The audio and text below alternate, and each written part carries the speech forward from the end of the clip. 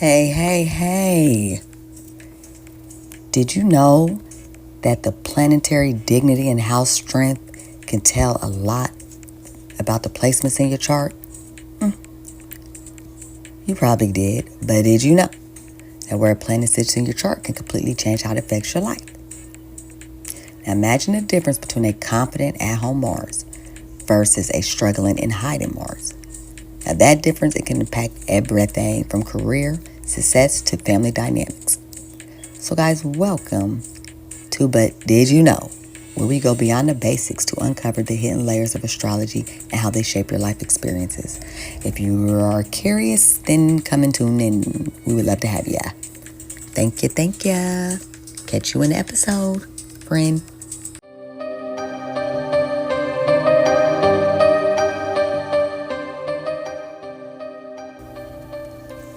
All right, guys. So we know we got Jason, Freddie, Michael Myers. Then we got a peeping Tom. And then we have the accuracy of astrology. Now that's creepy. With that being said, guys, this is your host, Crystal Jackson. And you are tuned in to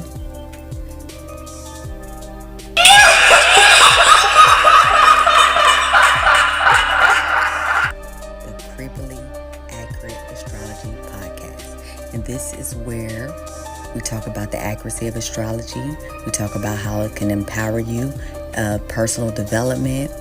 We talk about it all here. You don't believe me? Just come on in and join us. With that being said, guys, I will catch you in the episode. And thank you for tuning in.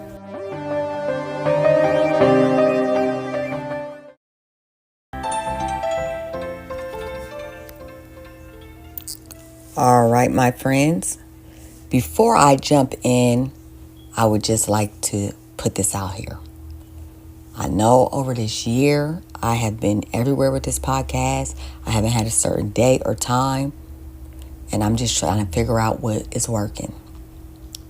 Now, before I started this podcast and stuff, I did a lot of research on how the consistency, the time, the day, how to do the intro, and I still did it the way I wanted to do it. So it just was a waste of time to do all of that. And I took months to research because that's just what I do. Sometimes I just over-research. However, this is the way things are going to go for now. Thursdays, we have Astro Prediction and Pattern Probes, where we talk about the weekly transits. And then we talk about the hidden aspects of a chart or of astrology, of a placement. Anything that's like not really known, anything that's hidden. Then we have a planetary power theme, and that's every month. It's just one episode a month, and it breaks down the theme of the month and little, things that you probably didn't know about the planet or whatever. And then my little side episode is Did You Know? Now, the planetary power will be the first week of the month. I'm not sure what day yet. I'm sorry. Then you have your Thursdays. And Did You Know? I'm not sure what day that's going to be either. We're going to see what works. But just know that them is 3 different segments. That's as stable as I can get y'all right now, because I'm still working on this. All right. Now, with that being said, today's episode is But Did You Know? And we are going to talk about the power of the planets and the houses that they're in. It is entitled Planetary Dignity and House Strength.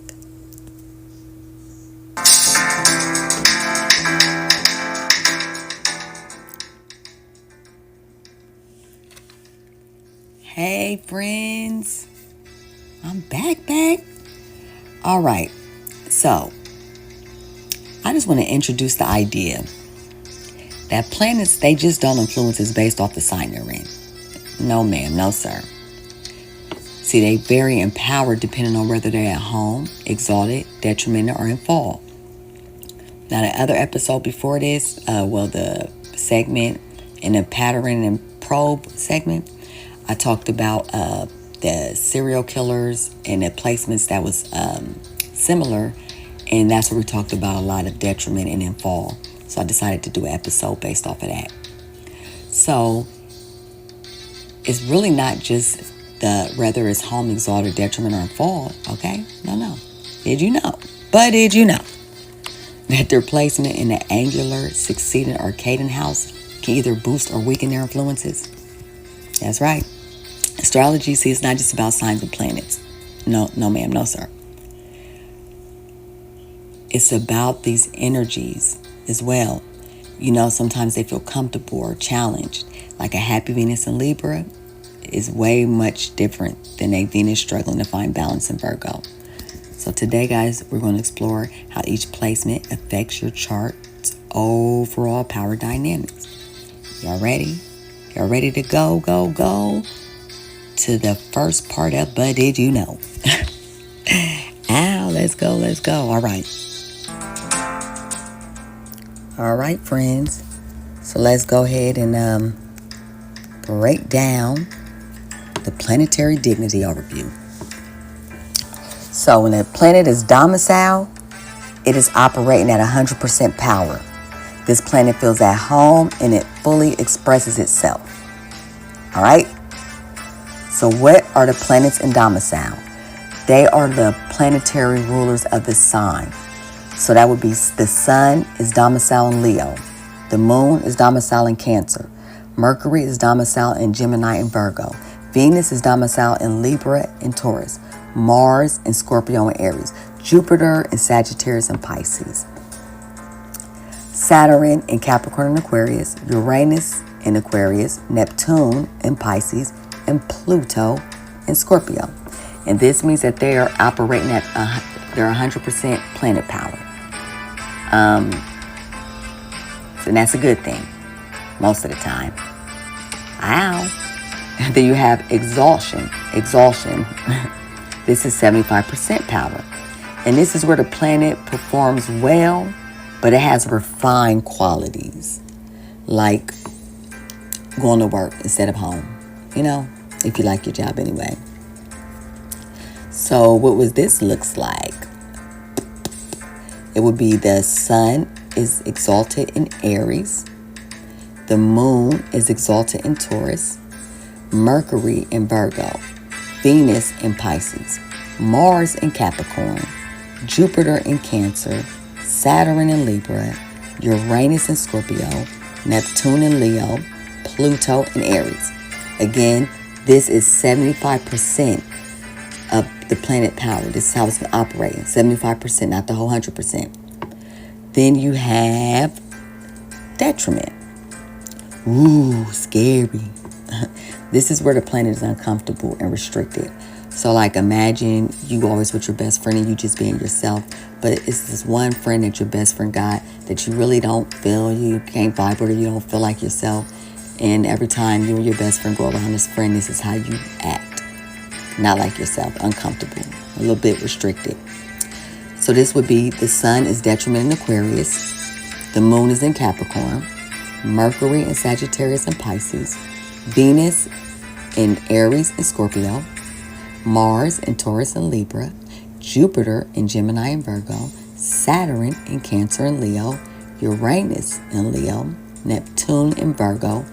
And Pluto in Taurus. And then you got the fall. Man, the fall is going and having to sleep over an enemy's house. You hear me? Someplace where you just don't want to be, but you really got to be because you ain't got no choice but to go. This is where the planet is the weakest with block energy. For example, Mars in Cancer. So this would be the sun in Libra, moon in Scorpio, Mercury in Pisces, Venus in Virgo, Mars in Cancer, Jupiter in Capricorn, Saturn in Aries, Uranus in Taurus, Neptune in Aquarius, and Pluto in Libra. All right. And if you kind of know the energies of the planets and the signs, you can kind of tell why. You know what I mean? Like the sun in Libra. The sun is about itself. The sun said it is all about me. The sun is ego. It's me. It's my world. It's my life. The world revolves around me. And Libra is about relationships and other people and balancing out and harmony. So the sun can't shine like it wants to shine. It's all about them in Libra. You got to think about other people. Kind of like that. That's how you would break, you want to break it down. All right. Mars in Cancer. Mars is a warrior. He's a fighter. He's energy. He's forceful, direct. Cancer is nurturing, soft, emotional. Mars is the complete opposite of emotional. Mars is passion, inspiration, fierce. So when Mars is in Cancer, Mars is not operating, he's operating at 10%. So he's like passive aggressive, kind of moody, sensitive sometimes, probably has anger problems, trying to balance out that fire energy with that water energy. Fire puts out water. Water puts out fire. Y'all like to see the world when it does that, huh? Joke's on me. Okay. Anyways, that is part 1. Now, guys, we're moving to part 2, the house power, and how this works. Give me 1 second. Take a breath. Phone a friend.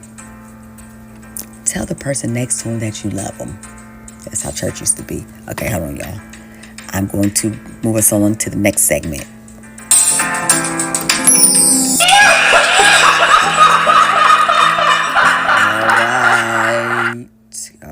All right. That creepy man always laughing. Like, ain't nothing even funny, bro. It's like I'm just kidding. Okay, so you have entered part 2, house power, angular, succeeding, and cadent. So, if you're not aware of it, angular, succeeding, and cadent, it follows the same pattern as the modes: cardinal, fixed, and mutable. So the angular houses is like fire. They're about action, initiating. And it's also kind of where you, it's the cause, the action. It's the action, I'm sorry. Succeeding is the house where you build. It's the house where you, the action, whatever action was taken in the first house, it causes whatever's going on in the second house, right? It's like almost like the result of the action. And then, and this would always be the fixed house. And then you have the cadent houses, which is the reflection part of it. This is where you think about the action you did to cause this to put you here, and figure out how you're going to move on to the next segment or whatever. So this is the house of mutable. So it would be cardinal, fixed, mutable, first, second, third, fourth, fifth, sixth, like that. So your angular house is the most strongest houses, and this is the 1st, 4th, 7th, and 10th house. This is self, home, partner, career. 100% power, direct impact on identity, relationships, and public life. Then you have your succeeding house. This is the 2nd, the 5th, the 8th, and the 11th. This is the house of, did I say that right? Yeah, the 11th house. This is a house, again, of building, your values, your creativity, other people's resources, and the community. This is relationships as well.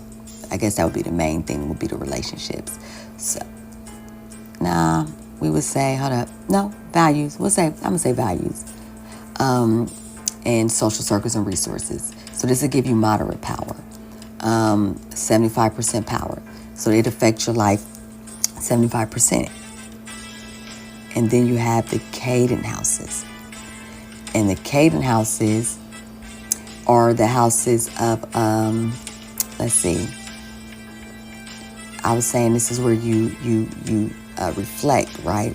Oh yeah, it's communications, it's learn higher mind, and then it's yeah. Okay, so it indirectly affects you. It's 50% power. It internalizes influences. It impacts your personal growth. All right. So again, you have the angular, succeeding, and cadent. 100%, 75%, 50% power. This is the effect that they have on your life, in that area of your life. So I'm going to walk through a few examples to give you an idea of what I'm saying. So imagine Mars in Cancer in the fourth house. So Mars in Cancer is in fall. So this is 10% of Mars's energy. The fourth house is 100% powerful. So what Mars is doing in Cancer is affecting your life in that area 100%. So you're really passive aggressive in the home. You're really like when it comes to domesticated and even ancestral roots. You could be real like emotional, sensitive. You're just not as direct and forceful. That Mars energy is just not fierce and passionate. It's emotional and sensitive. And it initiates sensitivity. You know, it's nurturing. It initiates nurturing energy. And Mars don't really like that. And this is in the home area. Or you have Venus in Virgo in the sixth house. So Venus is about love and values, and I just want to love everybody and everything. And Virgo is very organized and strict and perfection. And the sixth house of daily routine and stuff, this person may love to be structured. This person very anal, organized. The love and the values is primarily based off of organizing and health and things like that. They may be a real strickler, maybe a real health fanatic. Then you have the Sun in Leo in the 10th house. Oh, I'm sorry. So Venus would be operating at, I'm sorry, I should have made that part clear. Venus would be in fall in Virgo. So again, Venus would be operating at 10%. So the lovely Venus would be, again, organized, anal, practical, probably overly given, because Virgo is also about giving, servicing others. And then you would have the Sun in Leo. Now, the Sun in Leo is going to be operating at 100%, so this person is radiant, charming, confident, has leadership skills, and then it's in the 10th house of public images. So this person is shining. People can see this person. This is a powerful placement because the Sun is operating at 100%, and it's in the house that's affecting his life 100%. As opposed to Venus in Virgo in the 6th house, it is affecting a person's life 25%. And the planet Venus in Virgo is, did I say in fall? I meant to say, let me see, Venus in Virgo. Yeah, it is in fall, not detriment. It is in fall, okay. So it would be 10% in fall. And again, Leo would be the best idea here for a placement. All right, guys, well, that wraps that up. I don't know if you knew before. I don't know where it's going to go, but this part is, but did you know show. I just made that up. Okay, guys, no, seriously, this is it's a nice takeaway, especially for those who's trying to understand how to deal with charts. Just remember, the angular house is 100% power, succeeding 75%, cadent 50%, And then make sure you understand the power of the planet that's going inside these houses that is affecting your life. All right, that sums up part 3. Now I'm going to do a check-in, a takeaway, a wrap-up, an outro, and we are out of here, friends. Interception. Quick interception, guys. Quick interception. I wanted to interrupt this podcast episode with a very, very small commercial break. Sponsoring coming from me, your girl Crystal. All right. So, if you are listening to this on YouTube, make sure you like and subscribe. Secondly, if you are really into astrology, if you are astrology creep, part of the Creep Astrology Squad, go on to www.inspiredvibrations.com, check the link where it says astrology, and go ahead and sign up for that promotion. Schedule a reading. It's a $5 minimum donation for either a big 3, your nodes, or your Chiron. About a 5 to 10 minute interpretation, just so you can understand your big 3 placements, the sign it's in, and the house it's in. And that goes for the nodes or the Chiron. And there's so many other promotions going on with astrology, numerology, and tarot. www.inspiredvibrations.com. And while you're there, make sure you subscribe and grab you a pair of them earrings that I made. It's homemade with intention to raise your vibrations. Nobody else is making jewelry with intention to raise your vibration. Nobody else is putting that type of power, energy, and love into handmade jewelry. Only me. I'm telling you, I bull crap you not. But go check out some other promotions. And now we will fall back to the episode. And now, this is me checking in with my friends. This is the audience check-in. So, quick questions. Because I notice I ain't say question, I say questions. Have you ever felt particularly strong or challenged in certain areas of your life, like relationships or careers? Because your chart might hold the key. I guess that is one question. Nope, 2. Look at your planet placements. Here go the question. Are they home or are they struggling to express themselves? Let me know. Put it in the comments here on YouTube.